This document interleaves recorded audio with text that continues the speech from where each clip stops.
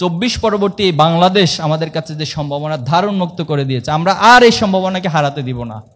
আমরা কি আবার আরেকটা জুলাই করব? আরেকবার কি আমাদের মায়েরা জীবন দিবেন, আমাদের ভাইয়েরা জীবন দিবেন, বোনেরা জীবন দিবেন? বারবার কতবার জীবন দিবে এইভাবে? তাহলে আমাদের জন্ম কি বাংলাদেশ শুধু জীবন দেওয়ার জন্য, রক্ত দেওয়ার জন্য? আমরা কি বাংলাদেশকে কোনোদিন আলটিমেটলি গড়ে তুলতে পারবো না? এখানে কি ন্যায় প্রতিষ্ঠিত হবে না? অবশ্যই হবে, অবশ্যই হবে ইনশাআল্লাহ।